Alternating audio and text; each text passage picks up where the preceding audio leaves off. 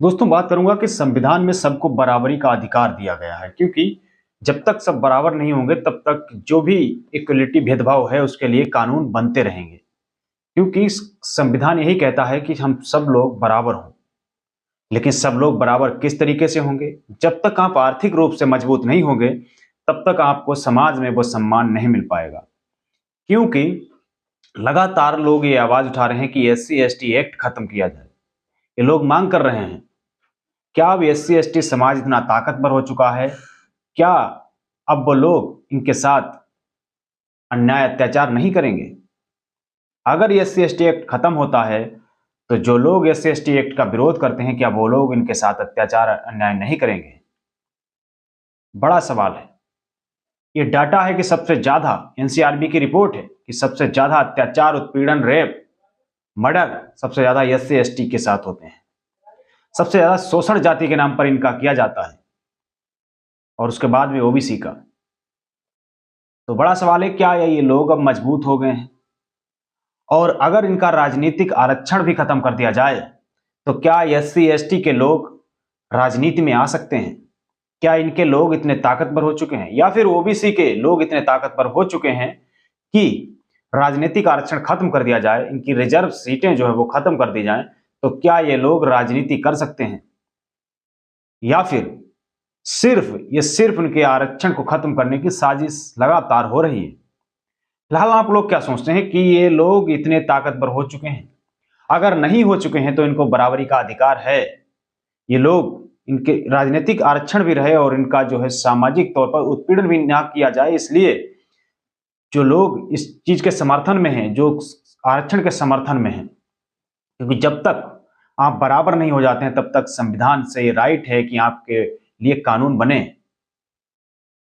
क्योंकि इक्वलिटी जब तक नहीं आएगी, जब तक आप आर्थिक रूप से मजबूत नहीं हो जाएंगे, और आपको आर्थिक रूप से मजबूत होने के लिए आपके पास कौन कौन से रास्ते हैं? क्योंकि जमीनें तो एक तरफा एक समाज की तरफ हैं। जो कौन लोग हैं जिनके पास हजारों एकड़ जमीन है, सैकड़ों एकड़ जमीन है, और वो कौन लोग हैं जिनके पास जमीनें नहीं हैं? कौन लोग हैं जिनके पास ठेके हैं? कौन लोग हैं सरकार जिनको प्रमोट करती है ठेकों में? क्या उनको बराबरी से दलित, पिछड़े, आदिवासियों को ठेके नहीं दिए जाने चाहिए? तमाम बिजनेस में उनको नहीं लाना चाहिए ताकि वो आर्थिक रूप से मजबूत हो और सामाजिक रूप से भी उनका उत्पीड़न ना किया जाए? ये हमारा संविधान में अधिकार है।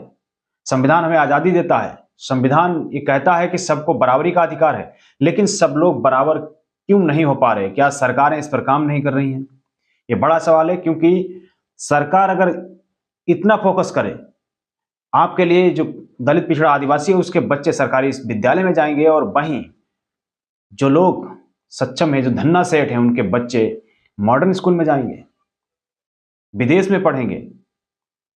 और उन गरीबों के बच्चे, जो लोग आगे की पढ़ाई तक नहीं कर पाते हैं, वो लोग जिनके बच्चे सरकारी विद्यालय में जाते हैं, और सरकारी विद्यालयों की हालत इतनी बदतर हो चुकी है कि उससे कोई भी हल निकलने वाला नहीं है। सरकार ने इस तरीके से हालत पे लाके उनको छोड़ दिया है। उनके साथ ना तो अच्छा उनका निर्माण किया जा रहा है और ना ही उसमें अच्छी शिक्षा व्यवस्था की जा रही है, क्योंकि जिसमें सिर्फ SC ST OBC के बच्चे पढ़ते हैं, खासतौर पे SC के बच्चे पढ़ते हैं। तो ये समझने की जरूरत है, क्योंकि आपके साथ साजिश रची जा रही है ताकि आप कमजोर रहें।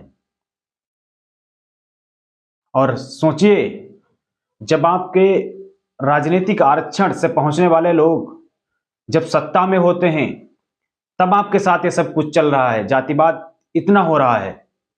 और जिस दिन राजनीतिक आरक्षण खत्म हुआ तो यकीन मानिए कि इस देश में कोई दलित, पिछड़ा, आदिवासी राजनीति नहीं कर पाएगा, क्योंकि उनके पास पैसा नहीं है। और राजनीति में अब इतना पैसा लगता है, एक MLA बनने में इतना खर्चा लगता है कि आप नहीं बन पाइएगा, क्योंकि यहाँ पे लोग इतने मजबूत नहीं हैं। और इन लोगों को अभी से दिक्कत है कि UGC जो गाइडलाइंस आई हैं उनका विरोध कर रहे हैं, कह रहे हैं ये गलत है।